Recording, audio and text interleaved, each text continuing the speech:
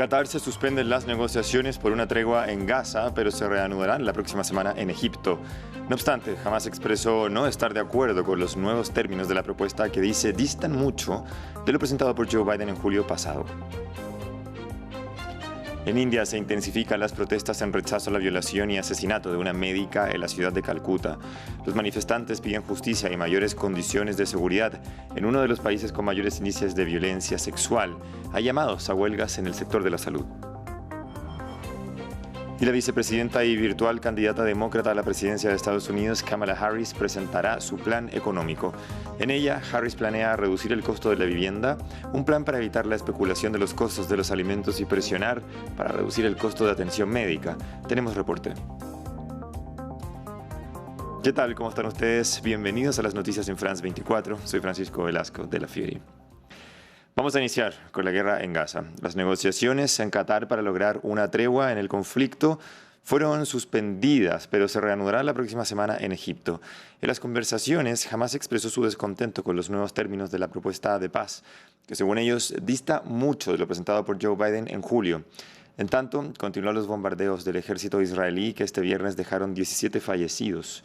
A continuación, veamos el comunicado presentado por el Ministerio de Asuntos Exteriores de Qatar en torno al plan de tregua. Hoy temprano en Doha, Estados Unidos, con el apoyo del Estado de Qatar y la República Árabe de Egipto, presentó a ambas partes una propuesta que reduce las brechas entre las partes y es consistente con los principios establecidos por el presidente Biden el 31 de mayo de 2024 y la resolución 2735 del Consejo de Seguridad. Esta propuesta se basa en los puntos de acuerdo alcanzados durante la semana pasada y cierra las brechas restantes de una manera que permite la rápida implementación del acuerdo. Nos vamos ahora a Cisjordania. El territorio ocupado es centro de ataques violentos de colonos israelíes. En las últimas horas, un joven palestino murió luego de una serie de ataques en la aldea de Jit. La comunidad internacional condenó la violencia de colonos en el lugar, mientras que desde la Unión Europea se propone un paquete de sanciones contra colonos y funcionarios del gobierno israelí que promuevan la violencia contra los palestinos. Samuel Salgado Castro tiene los detalles. Es el funeral de un joven palestino muerto en Cisjordania. En este territorio palestino, colonos israelíes atacaron la aldea de Jit, cerca de Nablus, y mataron a Mahmoud Abdelkader. Su padre llora desconsolado. El Ministerio de Relaciones Exteriores palestino, con sede en Ramallah, estuvo presente en el funeral.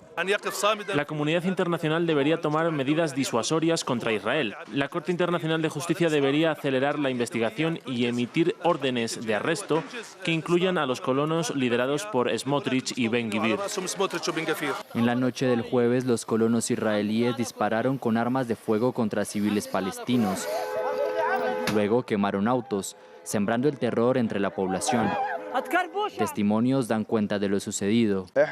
Estamos en un pueblo pacífico. Hemos presenciado ataques de colonos antes, pero nunca de una manera tan brutal y organizada. Lo que ocurrió no fue que 4 o 5 colonos quisieran llevar a cabo un ataque. Lo que ocurrió fue algo organizado que llevó 2 o 3 días planear porque tenían armas, gas lacrimógeno, gas pimienta y cuchillos. Todo tipo de armas.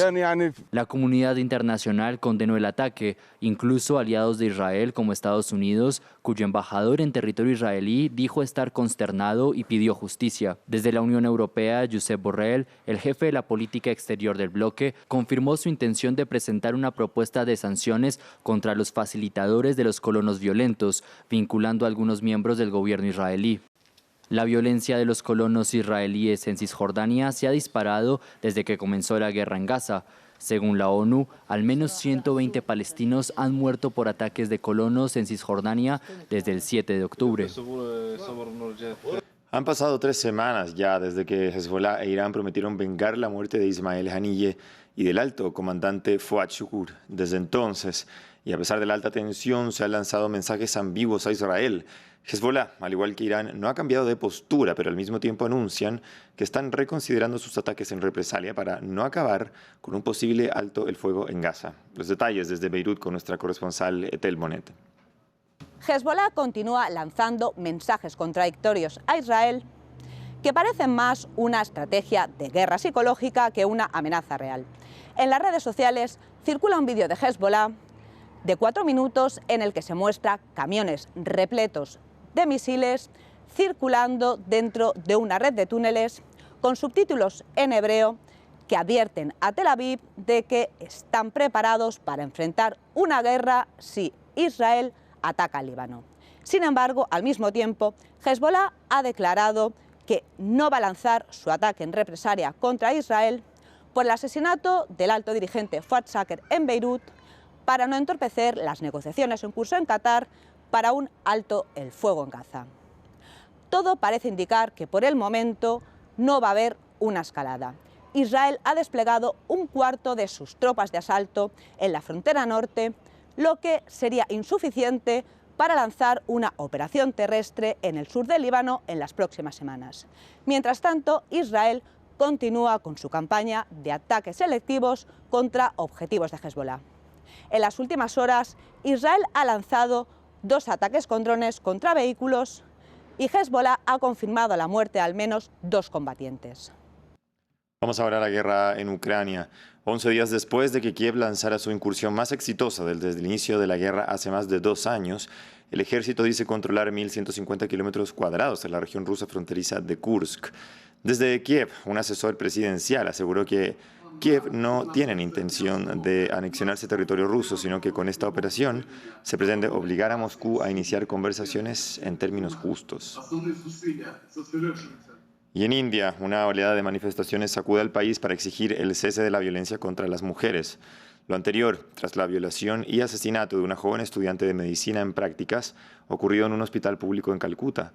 El caso ha puesto de nuevo sobre el foco de la sociedad la violencia generalizada contra las mujeres en este país, donde cada 15 minutos se denuncia un caso de violencia sexual.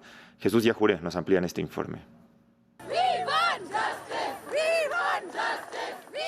Queremos justicia, es el clamor de miles de ciudadanos en India que reclaman contra la violación y el asesinato de una joven médica en prácticas, ocurrido el 9 de agosto en un hospital en Calcuta.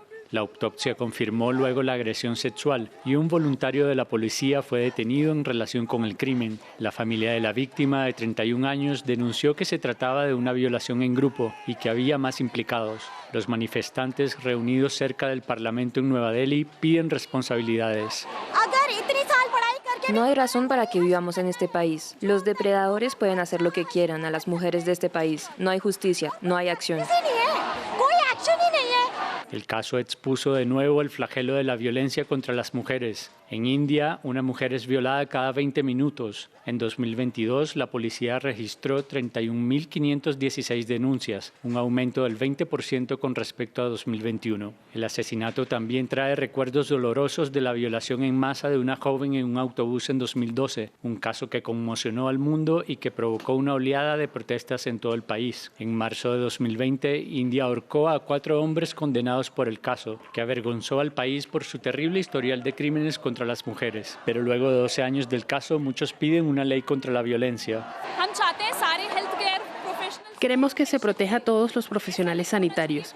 Cualquiera puede agredirnos y no podemos hacer nada. Esto no debería ocurrir. Ya se había exigido en la Cámara Baja del Parlamento la Ley Central de Protección, pero aún no se ha aplicado. Las protestas han llevado a miles de médicos y paramédicos a abandonar varios hospitales públicos para exigir un entorno de trabajo más seguro. Continuamos ahora en Estados Unidos, donde la vicepresidenta Kamala Harris está presentando su plan económico de su campaña presidencial. En ella, la virtual candidata de los demócratas plantea esfuerzos para reducir la inflación, ayuda económica de los precios de los alimentos e impulsar la vivienda asequible. Desde Washington, nuestro corresponsal Cristóbal Vázquez nos entrega más detalles. Veamos. La campaña de Kamala Harris compartió 12 proyectos económicos para tratar de reducir los costos de vida de los estadounidenses, un objetivo que la administración de Joe Biden hizo prioridad teniendo en cuenta las presiones inflacionarias tras la pandemia y los altos costos de los precios de los productos básicos y la energía en Estados Unidos. En este sentido, Kamala Harris se comprometió, entre otros puntos, a eliminar la deuda de salud para millones de estadounidenses, prohibir la especulación de precios de los alimentos en los supermercados del país, También se comprometió a un límite en los costos de los medicamentos recetados, un anuncio que hizo esta semana. Se comprometió a dar un subsidio de $25,000 para las personas que compren vivienda por primera vez en su vida y un crédito fiscal por $6,000 por cada hijo a las familias durante el primer año de vida del bebé.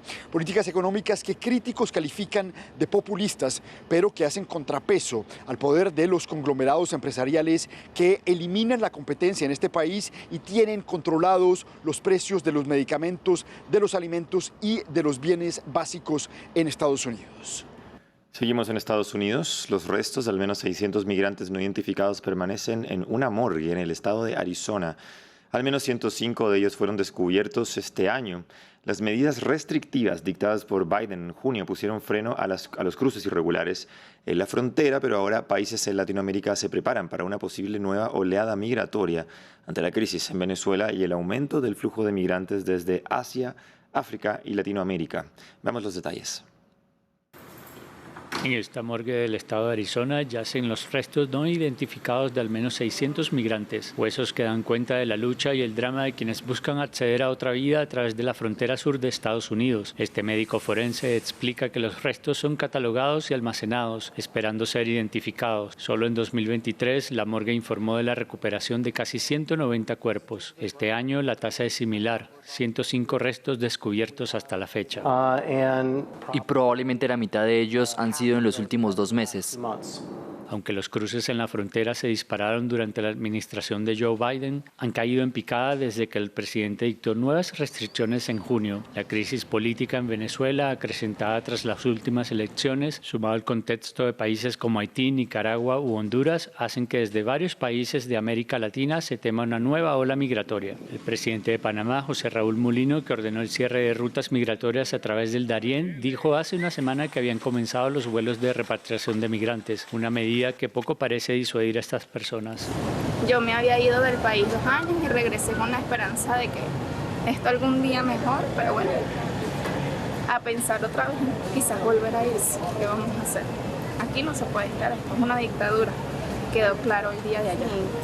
El gobierno estadounidense pausó el 2 de agosto el programa de parol humanitario dirigido a migrantes de Cuba, Haití, Nicaragua y Venezuela, mientras que en Latinoamérica países buscan equilibrar la respuesta a una crisis humanitaria y las demandas de sus propios ciudadanos.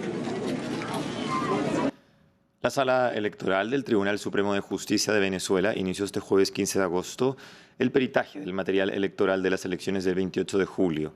La investigación ordenada por el propio Nicolás Maduro es calificada de irregular por la oposición venezolana, que pide que sea el CNE el que publique la totalidad de las actas, mesa por mesa.